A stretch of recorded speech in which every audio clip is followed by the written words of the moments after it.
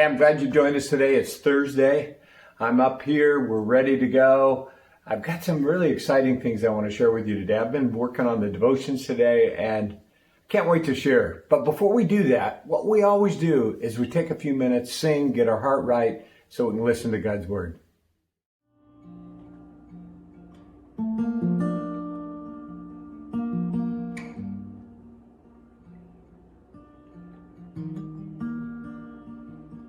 We worship you, it's who you are, God, for who you are, God. 'Cause you are here, moving in our midst. I worship you, I worship you. 'Cause you are here, working in this place. I worship you, and I worship you, 'cause you are here, moving in our midst. I worship you, I worship you. You are here, working in this place. I worship you, I worship you, 'cause you are waymaker, miracle worker, promise keeper, light in the darkness. My God, that is who you are. 'Cause you are waymaker, miracle worker, promise keeper, light in the darkness. My God, that is who you are. 'Cause you are here, touching every heart. I worship you, and I worship you. You are here, healing every heart. I worship you, I worship you. You are here, turning lives around. I worship you, I worship you. 'Cause you are here, mending every heart. Yes, I worship you, yes, I worship you. 'Cause you are waymaker, miracle worker, promise keeper, light in the darkness. My God, that is who you are. 'Cause you are waymaker, miracle worker, promise keeper, light in the darkness. My God, that is who you are. 'Cause you are waymaker, miracle worker, promise keeper, light in the darkness. And my God, that is who you are. 'Cause you are waymaker, miracle worker, promise keeper, light in the darkness. And my God, that is who you are. Oh, that is who you are. That is who you are. That is who you are. That is who you are.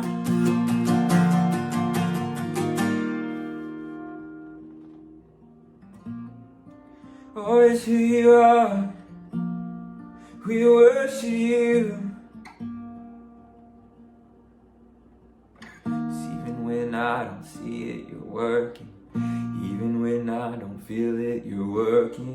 You never stop, you never stop working. You never stop, you never stop. Even when I don't see it, you're working. Even when I don't feel it, you're working. You never stop, you never stop working. You never stop. 'Cause even when I don't see it, you're working. Even when I don't feel it, you're working. You never stop, you never stop working. You never stop. you never stop working. 'Cause even when I don't see it, you're working. Even when I don't feel it, you're working. You never stop working. You never stop. Waymaker, miracle worker, promise keeper, light in the darkness. My God, that is who you are. Yes, you are. Waymaker, miracle worker, promise keeper, light in the darkness. My God, that is who you are. That is who you are. We worship you for all our days. With all we are, we worship you, Jesus. We worship you, Jesus.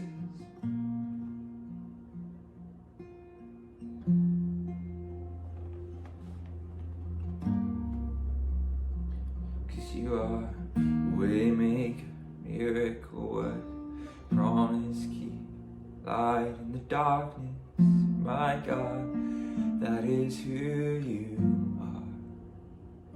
'Cause you are waymaker, miracle worker, promise keeper, light in the darkness. My God, that is who you are. That is who you are. We worship you, Jesus.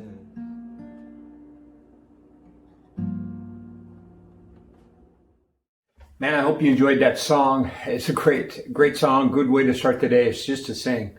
Well, I'm excited to share about today's devotions because as I look at today's devotions, I have to share with you.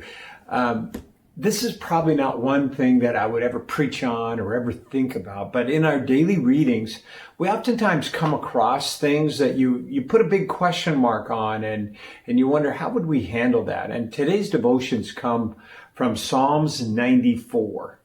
And we've been kind of going through the Psalms. Most of the time I'm picking Psalms because they're David's prayers in the midst of tough times. And this is no different.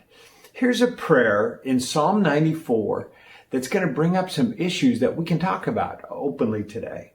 Psalms 94. And again, this is from the One Year Bible. You get to be a part of my daily devotions. I'm doing this. This is what God's saying to me, and my lists and things that I say, they're all about me. And I'm posting my stuff so that you can join. And I'd love to hear about your daily devotions as well. But here we start this way. Psalms 94. O Lord, the God of vengeance, O God of vengeance, let your justice, glorious justice, shine forth. Arise, O Judge of the earth, give the proud what they deserve. I'm thinking, a prayer to the God of vengeance. I just think, wow, I read this psalm and I thought, where is this going? We're praising the God of vengeance. We love to think about the God of love. We love to think about God of grace. We love to think of all the things. But today, we have a prayer to the God of vengeance. You know why I like this? It brings up something that we need to talk about. Most of us don't think of God as a God of vengeance, but we need a God of vengeance. Let me tell you why. Every time I meet somebody that has had someone murdered in their family, or has had a crime that came to them, or something else has come out in their life, and it's an injustice. Every time I face that injustice, those terrible things, I need a God of vengeance. Do you know why? Because I want to take it into my own hands and take care of this problem. Instead, do you know what I need to do? I give that to the God of vengeance, the God that knows how to settle accounts better than I do, the God that understands what real justice is. And it's so cool. So in your life today, maybe today you have some injustice that's happened to you, something that's terrible, or a friend of yours or something. I mean, it's so cool to think that we have a God that knows how to settle accounts. And we give those things to God. In verse 10, it says, He punishes the nations. Won't He also punish you? He knows everything, doesn't he? He also knows what you are doing. The Lord knows people's thoughts. He knows that they're worthless. Joyful are those you discipline, Lord, those you teach with your instructions. Now, I really like this because it starts by saying, I'm grateful for you, God, that you're a God of vengeance, that I can give the injustice to you. But then it gets personal. And then it becomes a moment where I say, what about me? What about the part of me, my thoughts that are wrong, my things that I do that have hurt others, my own injustices? Don't you see what I'm doing? And he does see what we do. And really this prayer is a prayer of correct me, discipline me so that I don't fall into the category of hurting others and doing things. The God of vengeance is a God that knows how to help me be better. I love that. Verse 17, I skip on down the chapter. It says, unless the Lord helped me, I would soon have settled into the silence of the grave. I cried out, I'm slipping, but your unfailing love supported me. That was verse 18. I just think of that. I think that's an honest guy. He starts out by talking about all of the enemies and all the horrible things that others have done. And then he looks at his own life and realizes that maybe I need forgiveness and freedom and the grace of God in my life. And we cry out to God and he saves us. And then verse 19, this one really hit home with me. When doubts fill my mind, your comfort gave me renewed hope and cheer. This is especially good for this time because for me, doubts come and go every day. I ask myself the question, am I enough? When will this ever be over? Is this the end of the world? Is this going to ever change? I have so many questions, and all of those are doubts that creep into my mind. And I like this. When doubts filled my mind, your comfort gave me renewed hope and cheer. I'm hoping these devotions help bring renewed hope and cheer to you. Then the chapter ends this way. The Lord is my fortress. God will turn the sins of evil people back on them. He will destroy them for their sins. The Lord of our God will destroy them. So, there's two things here. We make God our fortress. We accept his discipline. We let him change us. We admit our own problems. But at the same time, we also let God handle the people who are doing evil things. Let the sins turn back on them. And it happens time and time again. And we give those things to God. Well, I hope that's enjoyable for you. I hope that helps pique some interest. I'd be interested to know what you think of the God of vengeance, that actually this God of vengeance actually is a God of love, that his vengeance helps me love him more and helps him love me more.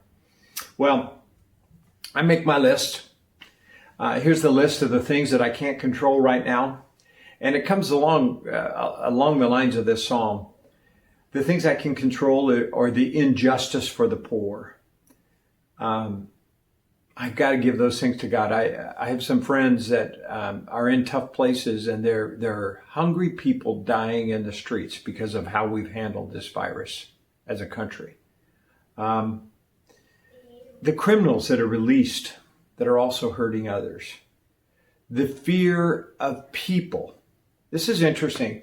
We know about this virus that 98% will recover. We know that most young people are not vulnerable at all, that we can't stop this virus. We can only slow it, that we're all going to get it at some time. Yet this fear has paralyzed us. And I can't control that for others. I can't control the news that thrives on disaster and the negative. I can't control the timing. Everything is way too slow for me. I can't control the future. I've got to give those things to God. And those are the things I'm giving to God today. But here's the things I can control. I can control my attitude. Complaining doesn't help me. It actually hurts me. It's something that damages me. So when I wake up complaining, when I find myself complaining, I need to stop. I can control that. I can control my outlook. Today is better than yesterday. We're one day closer. I can control my faith. I give God all the things that I think that are unjust, or the things that I think that are wrong, and the things that decisions that are made that are wrong. I give that to God. I can let my faith take over in those cases, and I can control my fear. I starve my fears and feed my faith, and I can make a difference. I believe that God puts people in my life every day. I can also be generous. It's the one thing that always lifts my spirits. Here's the things I'm thanking God for. I'm thanking God for great news. The great news this week. Washington State, based on all the reports, should be opening up very soon. And it sounds like the governor's going to do that. There's no reason for it not to happen. The small businesses will soon get some relief by being allowed to open up, and the businesses will begin to be able to recover. I'm thankful that people are getting out. They're discovering that people are not dying in the streets, that it's not as scary and dangerous as they maybe thought it was, and that we're going to be okay. I'm thankful that we have protected many vulnerable people. And now we know how to protect them. Now we know how to help them, and we're going to do that. I'm thankful for that the predictions of the death and sickness that so many had at the beginning of this are not true. In fact, they were way off, and I'm grateful for that, because that would have been horrible if they were true. I'm thankful there's a good spirit of generosity, and that it's helping our communities, and amazing things are happening in our food bank and all the different things that are taking place. And I'm thankful that we have pastors who are in really tough places in Mexico and El Salvador and Cuba, and those pastors are ministering to people in the worst of the worst places. And I know they're doing battle every day, and I'm thankful, and I'm praying for them. I'm thankful for them. And I'm reminded today, as I have reminded you every day, that God causes all things to work for good to those that love God. I love God. You should love God. Start loving God today.